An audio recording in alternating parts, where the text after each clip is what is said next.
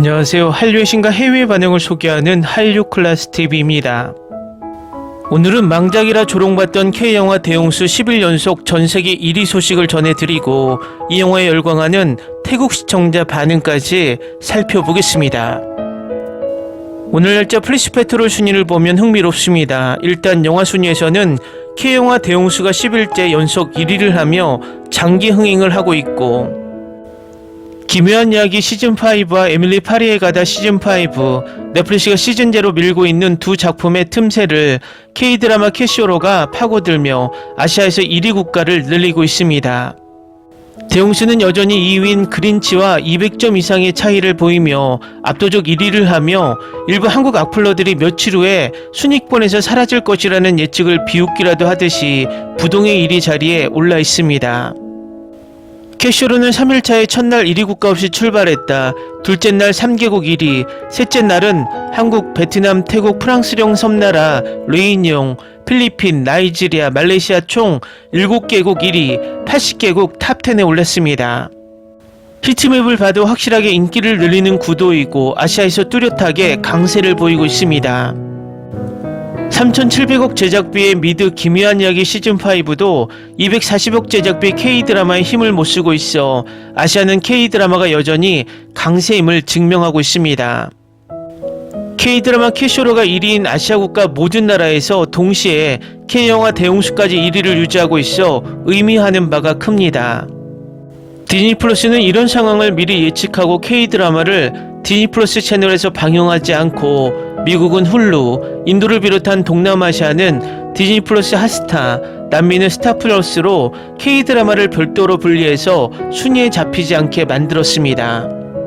이유는 단순합니다. 디즈니 플러스는 워낙 자체 제작 고예산 미국 콘텐츠를 압도적으로 많이 보유하고 있기 때문에 상대적으로 저예산 K드라마가 미국 콘텐츠를 앞지르는 모습을 보여주기 싫었던 것입니다. 그런데 요즘은 디즈니 플러스가 적자에 허덕이며 넷플릭스와 경쟁을 하다 보니 아시아 6개국의 순위만으로 K드라마 순위를 일부러 올려서 구독자 확보에 나서고 있습니다. 반대로 처음에 K드라마로 재미를 보고 전세계 1위 OTT로 성장한 넷플릭스는 K드라마가 순위를 장악하자 순위 집계 방식을 미드에 유리하게 바꿔 K드라마 순위를 중하위권으로 밀어내고 있습니다. 이 두 개의 미국 OTT를 보면 재밌는 생각이 듭니다. 디즈니 플러스는 계속되는 적자를 벗어나기 위해 넷플릭스만큼 K드라마 제작 비율을 높여 구독자 확보에 나서고 있고, 넷플릭스는 이제 K드라마는 다 잡은 물고기 그냥 황금알을 낳는 거위 취급을 하며 K 콘텐츠로 번 돈을 K 콘텐츠에 투자하는 것보다 미드와 일본을 포함한 수익을 내지 못하는 나라에 재투자하고 있다는 것입니다. 결국 결론은 한 가지입니다. 우리 글로벌 OTT가 등장해야 넷플릭스나 디즈니 플러스가 긴장을 하게 되고 건전한 경쟁을 하게 된다는 것입니다. 독점 구조가 얼마나 위험한지 우리는 지금의 쿠팡 사태를 보며 절실히 깨닫고 있습니다. 하루라도 빨리 정부가 나서서 우리나라 OTT들을 조율 통합 지원을 해서 글로벌 OTT로 키워야 한다는 것입니다. 각세라고 오늘 날짜 플리시페트롤 태국 넷플릭스 순위를 보면 한국과 똑같이 영화 순위 1위 대홍수, 드라마 순위 1위 캐시오로입니다. 다음은 대홍수를 리뷰하는 태국 언론의 리뷰 기사입니다. 김다미, 박혜수 주연의 넷플릭스의 신작 재난 SF 영화 대홍수가 개봉 후 전세계 부동의 1위를 하며 화제를 모으고 있습니다. 실생의 마지막 날에 갑자기 침수된 아파트에서 벌어지는 긴장감 넘치는 상황을 드러냈습니다. 이야기는 관객을 압박과 두려움으로 가득 찬 갇힌 공간 안에서 인간의 생존을 따라가게 할 것입니다. 대홍수는 안나의 이야기를 다룹니다. 어린 아들 자인과 함께 홍수를 피해 도망쳐야 하는 AI 연구원. 그들의 아파트는 눈 깜짝할 사이에 무릎 높이의 물로 잠겼습니다. 희조, AI 연구소의 보안 요원이 모녀를 옥상으로 호위하는 임무를 맡았습니다. 그래서 그는 위험 속에 최대한 조심스럽게 움직여야 합니다. 김다미는 이 역할에 대해 이렇게 이야기합니다. 위험한 상황 속에서 변화해야 하는 캐릭터의 성장을 전달하고 싶었습니다. 박혜수는 그가 이 프로젝트에 관심을 갖게 된 이유를 밝히며 나는 인간의 본능과 진정한 자아를 표현하는 것이 어렵다고 느꼈습니다. 이런 것들은 좁은 공간에 갇혀 있을 때 자주 드러납니다. 감독 김병우는 그의 제목에 대한 자신의 견해를 이렇게 설명합니다. 대홍수라는 이름은 영화적 스타일과 숨겨진 의미를 모두 지니고 있습니다. 이야기가 끝날 때 관객은 재앙보다 더 깊은 의미를 느낄 것입니다. 그것이 바로 이 영화의 핵심입니다. 다음은 대홍수에 열광하는 태국 시청자 반응입니다. 마치 컴퓨터로 인공지능을 훈련시키는 것과 같습니다. 저는 아역 배우들을 좋아해요. 재능이 정말 많거든요. 처음에 재난 홍수 영화인 줄 알았는데 알고 보니 실험적인 영화였어요. 10점 만점에 7점을 줄게요. 이 영화를 다 본 사람이라면 누구나 혼란스러울 거예요. 그렇죠. 저처럼 혼란스러운 사람이 분명 또 있을 거예요. 이게 재난영화라고 생각한다면 그렇지 않다. 인간의 감정과 어머니가 아이를 사랑하는 이야기로 아름답게 만들어진 SF 영화입니다. 김다미의 놀라운 연기, 훌륭한 사운드 트랙, 그리고 훌륭한 촬영 덕분에 더욱 그렇습니다. 나쁜 리뷰들은 분명히 메시지를 제대로 이해하지 못했고 생각이 제한적이었어요. 하지만 괜찮아요. 정말 모든 사람에게 맞는 건 아니니까요. SF를 좋아한다면 보고 재난영화를 찾는다면 보지 마라. 전반적으로 대홍수는 시각적으로 인상적이고 야심찬 영화로 예측 불가능한 서사 선택 때문에 관객들의 반응을 갈라놓는다. 기대치가 낮고 장르오남을 즐기면 흥미로울 수 있지만 명확하고 감정적으로 기반을 둔 재난 이야기를 원한다면 답답할 수도 있다. 저는 한국 영화나 시리즈에 관심이 없지만 이 영화가 제 관심을 끌었어요. 이 영화가 매우 낮은 평점을 받았다는 사실에 충격을 받았지만 리뷰를 읽다 보니 어떤 사람들은 캐릭터들의 행동 때문에 싫어한다는 걸 알게 됐어요. 배우들은 그들이 연기해야 할 캐릭터에 대해 정말 훌륭한 연기를 해냈습니다. 가장 충격적인 건 홍수 장면과 이 영화에 쏟은 모든 VFX입니다. 물리학, 폭발, 그리고 우주 공간에서 말하는 것 모두 초현실적으로 보이고 많은 영화 제작사가 이렇게 할 수 있는 경우는 드뭅니다.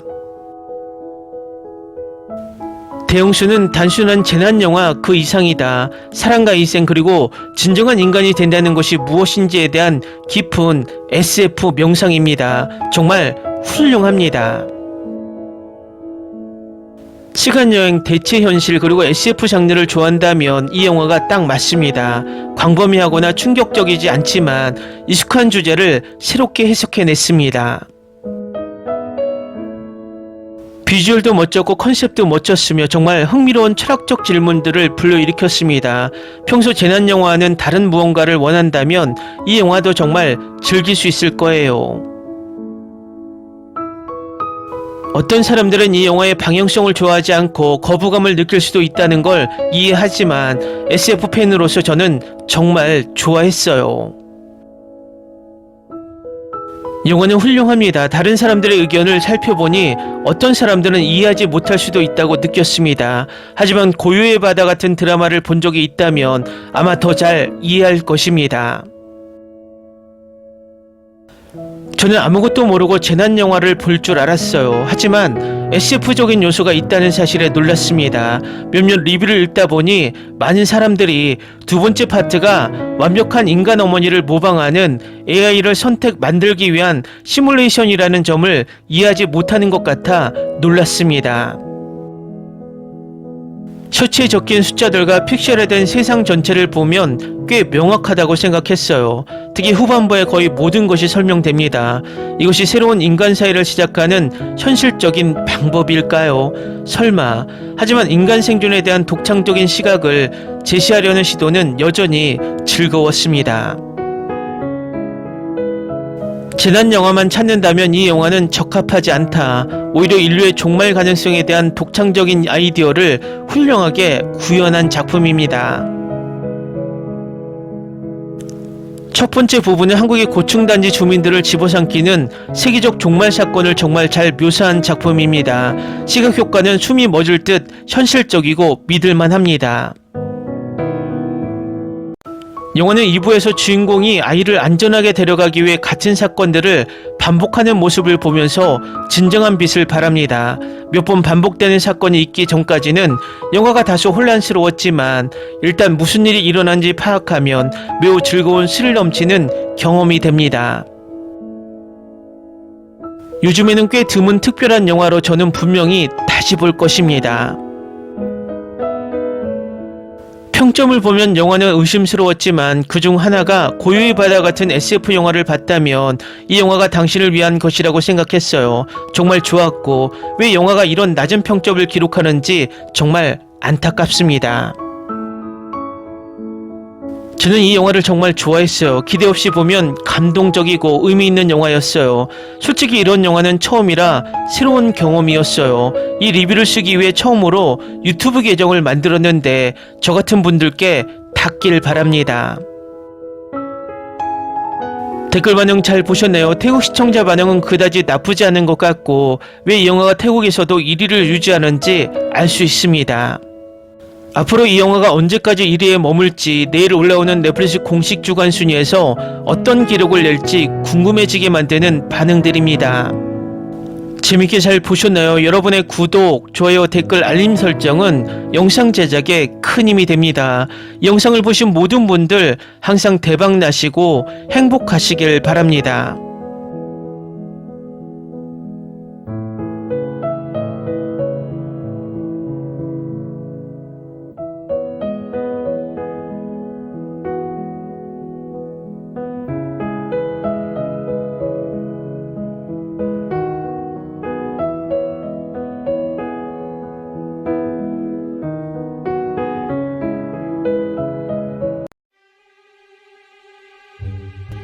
Ni se te ocurra. Olvida el ganso y los tomates. No hables de las ballenas. No es un acuario. No actúes como tonta. Que eras una genio. ¿Sí? No vayas a presumir, a la gente no le gusta eso. Y no digas cosas sin sentido. Y bueno, ¿terminamos? Hasta pronto. Abogada, tengo mucha curiosidad por conocerla.